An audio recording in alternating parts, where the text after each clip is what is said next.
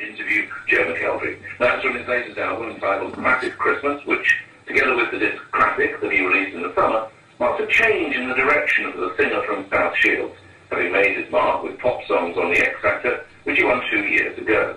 The success on the talent show rewarded Joe with a recording contract with Psycho, the joint venture between Sony Music and the ubiquitous entrepreneur Simon Cowell. Since then, he's had a #1 single and gone on to be crowned winner of another TV program, Pop Star to Opera Star, with 80% of the votes. So, Joe, welcome to Classic FM. What sort of music are you happiest listening to? I like both. I mean, to be honest, I'm honest. Before I went on Pop Star Opera Star, it was mostly pop. But after experiencing that and kind of enjoying it so much and really kind of being educated on a new genre of music, I love listening to classical music, and I really kind of take interest in it. And obviously, it's still very, very new to me, so I'm still learning a lot about it, and I don't probably know as much about it as a lot of other people, but I just think it's beautiful music, and I really enjoy getting to know that side of the music industry. How daunting is it coming to such a body of work with its different connotations and ramifications such as the classic genre? That's quite something to take on. Yeah, I mean, definitely taking part in that show. One, because it was live and it was learning something, on a really short time scale. And I knew, I'm one of these people, if I'm going to do something, I like to do it properly. And I didn't want to kind of go into it and just make a right mess of it all and spoil it. So it was very stressful at the start. But the more and more I enjoyed it and kind of just threw myself into it, the more it became a bit easier to just kind of take on this challenge. Now, you got on very well with Rolando Villa on the program, didn't you? What did he teach you? What did you take from your time with him? He is one of a kind. He's absolutely amazing. And to work with him was just incredible and very daunting at first, going into a room and kind of, my voice sounds like a mouse compared to his. Because the level of training that classical singers have compared to pop singers, it's just like a million miles apart. And it's, it's a totally different sound. So he kind of taught me that sound of the breathing with the diaphragm and using all those techniques of releasing the jaw and kind of sending the voice through the body instead of kind of it all being tensed around your jaw and voice. And that was definitely one of the things. And it was more just relaxing the song and really get the passion out. But he was more interested in the passion more than the... Catherine was very technical. He was more into the kind of, if you just go with the passion, everything will fall into place. So how important was Catherine in the process as well? Totally. I mean, she was really strict with the technique. If you draw tense for a couple of seconds, it was like, start again. And you need that because it was kind of like, it's like being taught how to ride a bike and then somebody going, or drive a car, or something where you kind of, it becomes second nature, and then you walk into a situation and somebody goes, actually you're doing that all wrong, so can you get rid of all those bad habits and start again, like learn to walk again. It was so hard to kind of not tense the jaw, or to not just do what I want and do a little riff in this song. It was really difficult. How does that compare with the mentoring that Cheryl Cole offered you back in X Factor? Totally different. I mean, totally different style of music, totally different. A lot of pop music is more about performance than just the vocals. Whereas, the classical performances, the vocal is the vital ingredient, and it's just a pure vocal. Whereas, with a pop performance, you could be dancing, it's more, you could be over here, you could be walking your way through dancers, and it's very, very different. So that meant there was a lot to do with kind of, camera work and kind of connecting with an audience, and it was totally different. So when I went into that signature, I was like, oh my God, I feel like, it's not like you got under a magnifying glass.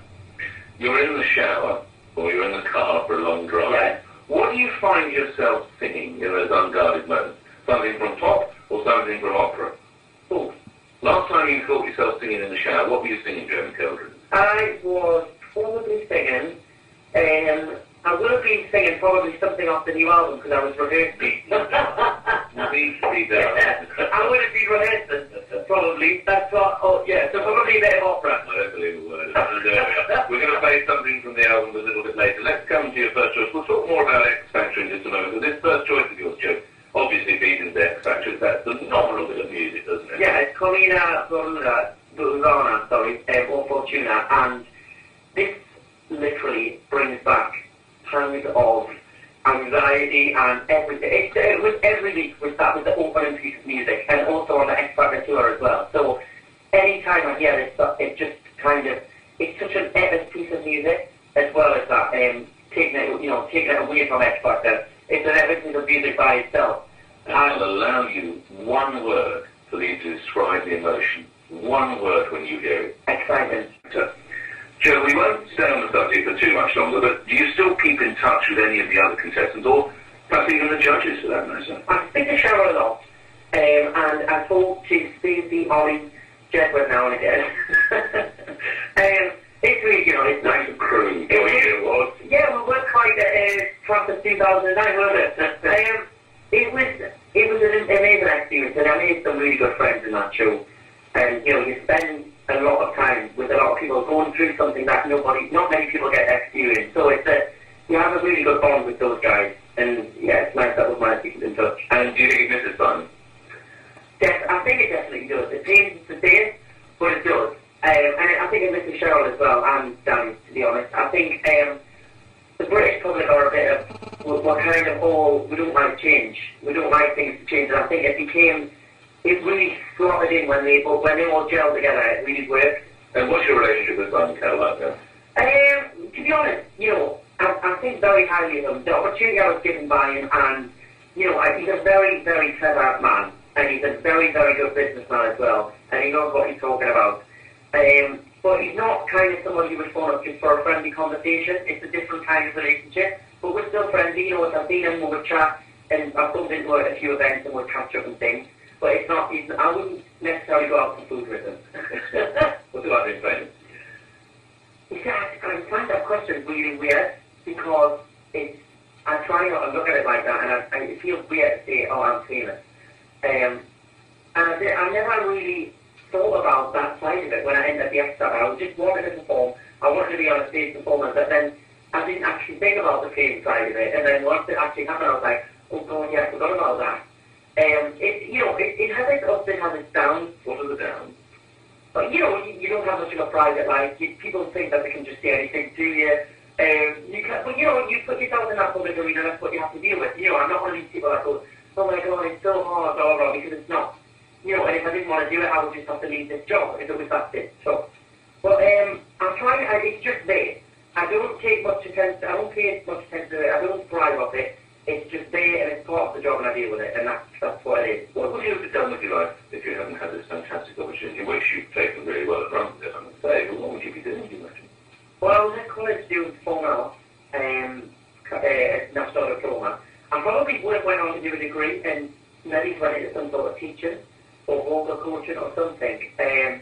But I didn't really know what I wanted to do with it. All I knew is that I loved being on stage, and I loved the adrenaline buzz that I got from it and the passion that I had for music. But I didn't actually know what form I was going to do it in and how I was going to do it. So I started kind of just came along, and I just thought I was going to go for it and see what happens.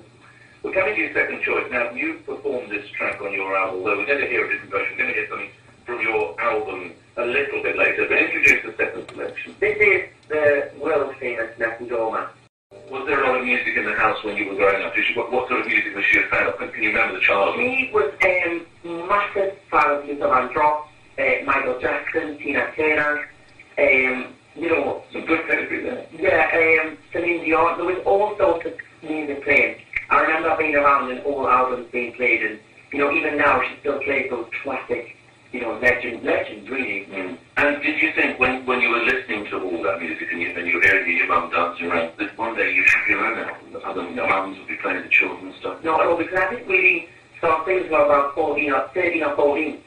So up until then, I was more into drama and acting.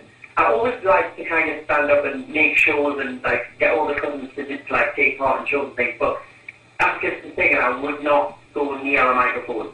I would it would make it feel ill, which is quite strange because I would hide at the back end through fires. I would mind the words because I didn't want anybody to hear my voice. It was it's a real thing to think now that I do it as a job. Well, you do, so you sometimes have to take a deep breath before you walk on stage. You're in the wings, all the time. I'm a bit of a pacer. I tend to pace up and down the corridor about 10 minutes before I go on. And I drink lots of liquids, honey and lemon, or water, or green tea.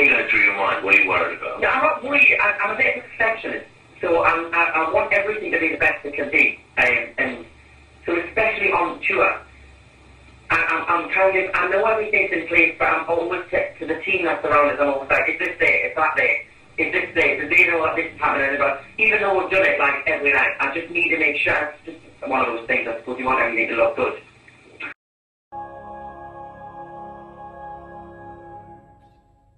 Tenebrae's rendition of Franz Gruber's Silent Night. They were directed by their founder, Nigel Short. My guest on the Classic FM interview has been Joe Mcelderry. Joe, it's a truly ridiculous question to ask of one so young, but what next for you? There's a whole life ahead of you. I'm starting to panic by this question because I'm only 21 and I'm thinking, what am I going to say when I'm 30? I know. What are you going to be doing? I haven't got a clue. Next Cliff Richard? I haven't got a clue. I think with the music industry and with everything to do with this job, it's ever changing all the time. You never know what's around the corner. We plan things that'll happen in 6 months, and then you think you're doing it in 6 months, and then it gets pulled at the last minute. Everything changes. It's such a fast industry. But we've got lots of plans for next year for a new album. Hopefully more touring. I would love to go and travel the world with my music and take it to different countries. What sort of music are you talking about now? What do you think you would want to perform as you go? I think the concept of what we've done with the past 2 albums, with Classic and Classic Christmas, where you get a bit of the kind of the operatic style of the music, and then you get a bit of the kind of soft ballads with the orchestra. It really works. People have really took to it and enjoy that style. So I don't really want to ruin something that works already, and I don't want to kind of start going, all right, I'm going to be the next Dolly Parton now, let's take on a bit of country and western. I'm going to kind of keep the same trend, but, I want to grow as an artist and experience new things, bit of songwriting, and, just better myself and try and get bigger and better every time. And is there anyone you sort of base elements of your career on? Do you look at work by someone such as, I don't know, Russell, and you think, yes, I like a little of what he does, or others? I really like what Russell does, actually. He touches on all different styles of music. He puts his own slant on it. And I think, it's a really important thing, because a lot of music does get missed out by masses.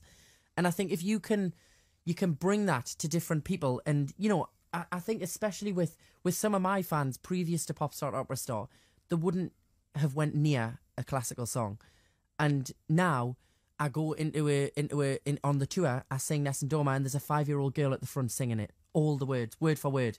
Or there's a 13-year-old girl singing Time to Say Goodbye. When you can do something like that, it's really special. And I think, I'd love to carry on being able to do that. We've talked a lot about the pressures of fame and being a star. Of course, that brought with it another bit of a toll. Everyone's excitement about your sexuality, which as a young man is tough enough anyway. What was that like for you? It was made to be a much bigger deal than it was.